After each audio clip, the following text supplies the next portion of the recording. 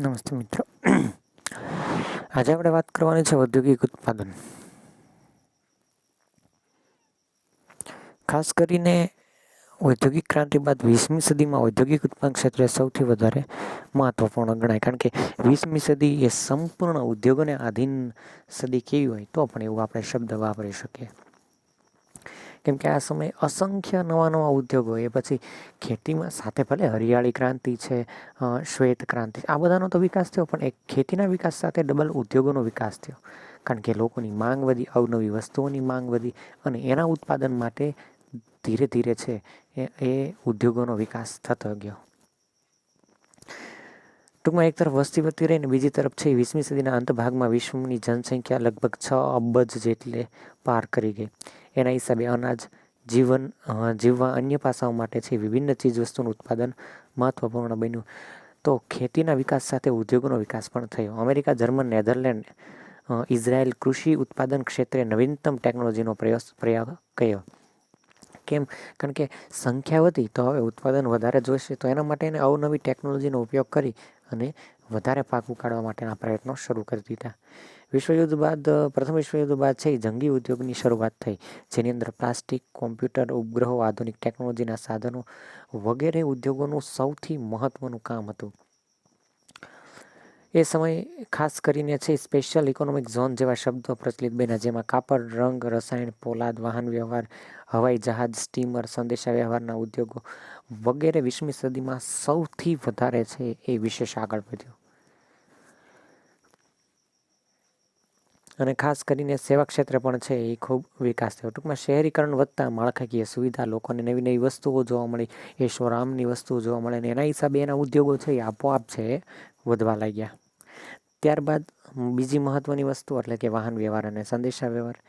વિજ્ઞાન અને ટેકનોલોજીના વિકાસ સાથે સાથે પરિવહન અને સંદેશા વ્યવહારના સાધનો. આપણે એ ભણી રહ્યા છીએ કે 2 વિશ્વયુદ્ધ પછી ત્રીજું વિશ્વ જ્યારે શરૂ થયું, અને આજે જે આપણે એટલી આજુબાજુની ટેકનોલોજી, વિજ્ઞાન, વિકાસ કઈ હેતુથી થયો, કઈ બાબતીથી થયો, ક્યાંથી થયો અને કેમ થયો, આપણે એ ભણી રહ્યા છીએ. આ ચેપ્ટર પૂરું કરશું એટલે કે આપણે જ્યારથી તમે, ખાસ કરીને અત્યારે તમારું આ 12મું છે, એટલે તમારે ગણવાનું કે જ્યારથી તમે હિસ્ટ્રી ભણતા થયા, એ હિસ્ટ્રીની શરૂઆતથી તમે ભણવાનું શરૂ કર્યું, આજથી હજારો વર્ષ પહેલાંનું ભણવાનું શરૂ કર્યું, અને હવે જ્યારે આ ચેપ્ટર પૂરું થશે ત્યારે અત્યારનું મૂળ આજે જે સ્થિતિમાં છીએ એ સ્થિતિ સુધીનું તમામ હિસ્ટ્રી અહીંયા આપણે પૂર્ણ કરીશું. ખાસ કરીને ઉર્જાના નવીન સ્ત્રોત કારણે નવા જ પ્રકારના પરિવહનો અને સાધનો અસ્તિત્વમાં આવ્યા, જેમાં જમીન માર્ગ, જળમાર્ગ અને હવાઈ માર્ગમાં પરિવહન વહેંચાય છે. સડકોનું નિર્માણ આધુનિક થવાના કારણે ક્ષેત્રે પરિવહન વિકસ્યું, કારણ કે સડકો બની, રોડ રસ્તાઓનું જાળું વધવા લાગ્યું, અવનવા ટેકનોલોજીના માધ્યમથી વાહન વ્યવહારની જે રોડ રસ્તાઓ છે એનો વિકાસ થયો. એ સિવાય સામે મોટરકાર, બસ, ટ્રક અને છેલ્લા રેલવે પરિવહનના યુગમાં પરિવર્તન શ્રેણી આવી. કોલસાના બદલે ડીઝલ અને ડીઝલના બદલે ઇલેક્ટ્રિક એન્જિનો આવવા લાગ્યા. આજે આપણે છે 4 વ્હીલ કાર છે એ ખૂબ એક રીતે આજે મધ્યમ વર્ગના લોકો પણ કાર લઈ શકે એટલી હદ સુધી આપણે સસ્તી બનાવી શક્યા છીએ. અને બીજું, એમાં પણ પરિવર્તનો આવ્યા. ટૂંકમાં જળ પરિવહન આર્થિક વિકાસ જાણે કે માપદંડ બન્યો. ભારતમાં લાંબો દરિયા કિનારો હોવાના કારણે જળ પરિવહનનો વિકાસ થયો. કેમ? કારણ કે સસ્તા ભાવે બહુ મોટા પ્રમાણમાં આપણે છે એ માલ વાહનો છે એ પહોંચાડી. આપણે છે એ ટ્રેન, જે માલગાડી આપણને દેખાય તો એ ક્યાં જતી હોય કે એ બંદર સુધી જ જતી હોય. પ્લેનની અંદર એટલા મોટા જે શું કહેવાય કે ટેન્કર હોય મોટા મોટા, તો એ આપણે એ પ્લેનમાં કેટલા લઈ જઈ શકીએ. સ્ટીમરમાં તો હજારો એવા છે એ ટેન્કરો સમાઈ જાય. અને એટલા માટે મુદ્રા પોર્ટ છે, આ બધા જે પોર્ટ છે એટલે કે બંદરો, એ કામ લાગે છે આપણે. 20મી સદીના મહત્વપૂર્ણ બાબત હવાઈ પરિવહન ક્ષેત્ર એટલે કે હવાઈ ક્ષેત્રનો વિકાસ ખૂબ જ ગતિ લીધો. હવાઈ પરિવહન વિશ્વના સાંસ્કૃતિક અને આર્થિક જીવનના મૂળ માર્ગમાં પરિવહન લાવનાર ઘટક બન્યો. કેમ? કારણ કે આર્થિક અને સાંસ્કૃતિક ફેરફાર શા માટે થયો? કારણ કે હવાઈ માધ્યમથી એક દેશ બીજાના સાવ નજીક કનેક્શનમાં આવી ગયો. અહીંયા બેસો અને અમુક કલાકમાં તમે છે એ વિદેશ પહોંચી જાઓ. ત્યાંના લોકો તરત અહીંયા આવે, અને એના હિસાબે સંસ્કૃતિના આદાન પ્રદાન થયું. આજે આપણે વેસ્ટર્ન કલ્ચરને અપનાવવા લાગ્યા. શા માટે? કારણ કે વેસ્ટર્ન કલ્ચર એટલે કે પશ્ચિમના દેશોની સંસ્કૃતિ, એ વેસ્ટર્ન કલ્ચર આપણે કહીએ. આપણે એમ કહીએ મેં તો વેસ્ટર્ન કપડાં પહેર્યા, પણ વેસ્ટર્ન કપડાં એટલે કે ભાઈ પશ્ચિમના જે દેશો છે એના કપડાં, એની સંસ્કૃતિ, તો એના હિસાબે આદાન પ્રદાન થવા લાગ્યું. વિશ્વગ્રામની સંકલ્પનાનો વિચાર તેને કારણે કરી શકીએ. વિશ્વગ્રામ એક સંકલ્પના, મીન્સ કે વિશ્વગ્રામ એટલે કે વિશ્વ એક ગામ છે. એમ ગામમાં કેમ બધા હળી મળીને એકબીજા કનેક્શનમાં હોય, એમ વિશ્વ આજે કનેક્શનમાં છે. ટૂંકમાં ઓછા સમયમાં ખૂબ લાંબી યાત્રા થઈ શકતી હોવાને કારણે વિશ્વ ઘણું નજીક બન્યું. બીજા વિશ્વયુદ્ધ પછી છે તેનો ખાસ વિકાસ થયો. ખાસ કરીને માત્ર પ્રવાસીને લઈ જાય એટલું નહીં, પણ કુરિયર સર્વિસ એનો પણ વિકાસ થયો. એટલે અહીંથી વસ્તુ એક જગ્યાએથી બીજી જગ્યાએ શરૂ થયું. એ સિવાય છે કાર્ગો સર્વિસ તેનું મહત્વપૂર્ણ એકમ છે. જો કાર્ગો સર્વિસ પણ એનું એક મહત્વપૂર્ણ એકમ છે, એ પણ કુરિયરમાં ઉપયોગ થાય. એક્ઝામ્પલ તરીકે જ્યારે આપણે શું કહેવાય કે એક ગામથી એક શહેર, એક રાજ્યથી શહેર, જ્યારે એને મોકલવાનું થાય ને રસ્તા ઉપર, જ્યારે કુરિયર સર્વિસ એટલે કે વસ્તુની આપ લે થાય ને વાહનો દ્વારા, તો એને શિપ કહેવાય. શિપમેન્ટ થઈ રહ્યું છે એને શિપિંગ કહેવાય. શિપિંગ અહીંયાથી ઉદાહરણ તરીકે આપણે સુરતથી ભાવનગર મોકલીએ તો એ શિપમેન્ટ કર્યું કહેવાય. પરંતુ જે વસ્તુ દરિયા કિનારે મોકલો એને કાર્ગો કહેવાય, એને કાર્ગો સર્વિસ કહેવાય, એને શિપિંગ સર્વિસ ન કહેવાય. એવું. એ સિવાય પરિવહન માધ્યમ એક અત્યંત નવી માધ્યમ 20મી સદીના અંતના દશકામાં જોવા મળે. એટલે કે છેલ્લો જે દશકો હતો 20મી સદીનો, એટલે કે 1991થી લઈને 2000.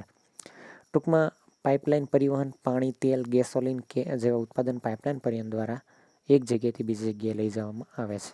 ઓલું પહેલાં તો હજારો ટેન્કરો લઈ જવાને લાવવા લઈ જવા, ઓલું પાઇપ જ જોડી દીધી, એટલે હવે કોઈ પ્રકારનો ખર્ચો જ નહીં. એમ વિશ્વની શહેરી વસ્તી જાણે કે પાઇપલાઇનના પરિવહન આધારિત થઈ ગઈ છે.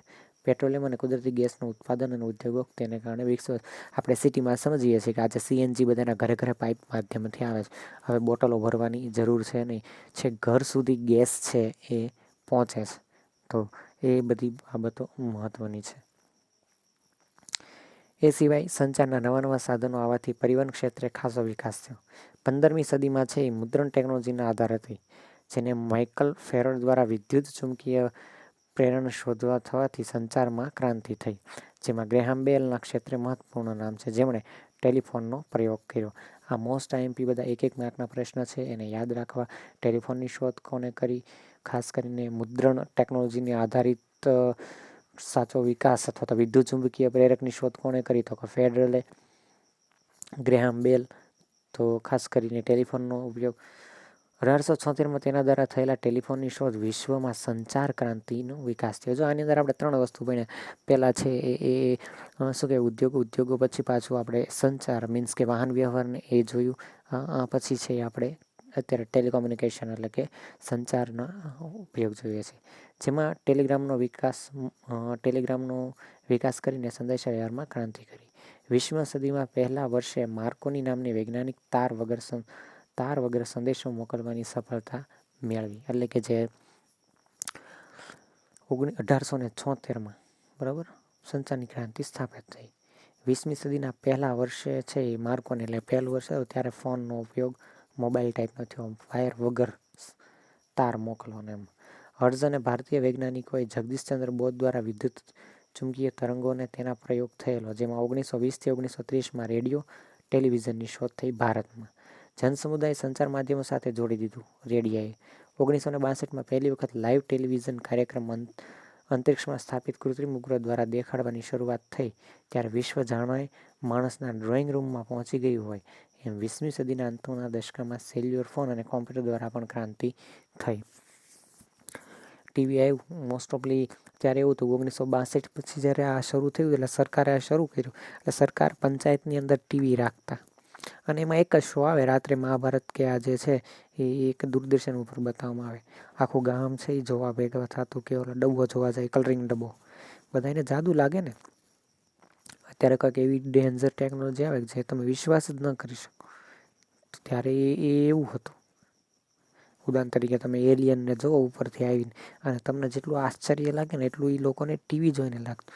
એટલે એ પરિસ્થિતિઓનો ધીરે ધીરે વિકાસ થયો. એ સિવાય કોમ્પ્યુટર અને સેલફોનનું જીવન અભિન્ન અંગ બની ગયું. આમ SMS, ઈમેલ, ટ્વિટર અને અન્ય એપ્સ જીવનની ઘટક તત્વ બન્યા. અને આજે આપણું એન્ડ્રોઈડ એ આજે આપણી હાથમાં એવું એટલી બધી પરિવર્તનો સાથે છે એ આપણી સુધી પહોંચ્યું. આ બધા ઉદ્યોગો અને એનો વિકાસ હતો. આ બધા પૂછાય તો 3 માર્કની અંદર એક પ્રશ્ન, એક મુદ્દો 3 માર્કની અંદર પૂછાઈ શકે. હવે જીવ વિજ્ઞાનમાં આવેલા પરિવર્તનો છે આપણે જોવાના છે. 1897માં છે એ રાસાયણિક વિજ્ઞાન બુચેરે જૈવિક વિજ્ઞાનની શોધ કરી, એટલે કે જીવ ઉપર સંશોધન. પરિણામે વિષાણુ, જીવાણુ, જીવો વિશે સંશોધન થયા. જીવાણુ અને વિષાણુ કઈ રીતે મનુષ્યના, જાનવરને અને વનસ્પતિના રોગ ઉત્પન્ન કરે છે તેની જાણકારી પ્રાપ્ત થઈ. ટૂંકમાં વિજ્ઞાનના વિકાસના કારણે કમળો, ફોલિયો, શીતળા અને શરદી જેવી છે એ બીમારીઓ પાછળ રહેલા જે વાયરસ છે એ વિષાણુનું જ્ઞાન પ્રાપ્ત થયું. તેની દવાઓ શોધાઈ અને 20મી સદીના પૂર્વાર્ધમાં જૈવ રસાયણ વિજ્ઞાન મહત્વપૂર્ણ શોધ થઈ. મીન્સ કે જે બાયોલોજી કહીએ છીએ એનો સંપૂર્ણ વિકાસની શરૂઆત એ સમયે થવા લાગી. જૈવિક બાબતો કઈ રીતે કામ કરે છે તે માટે જીવ શબ્દ પ્રચલિત થયો. ઇન્સ્યુલિન અને પેનિસિલિનની શોધ થઈ. 2 વિશ્વયુદ્ધ વચ્ચે સાલ્ફા અને એન્ટીબાયોટિકની શોધ થઈ, એટલે કે અમુક જે આપણે એન્ટીબાયોટિક દવા અમુક માટે શરદી અને એના માટે વાયરસ માટે જે આપવામાં આવે એ એન્ટીબાયોટિક દવા કહેવામાં આવે છે. પણ આમે મૃત્યુમાં ખાસો ઘટાડો થયો.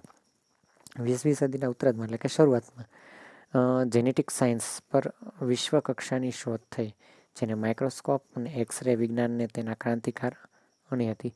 એટલે કે જે જેનેટિક સાયન્સની રચના થઈ, જે આપણા જેન્સ મીન્સ કે આપણા રંગસૂત્રો છે એની ઉપર અઢળક થયા.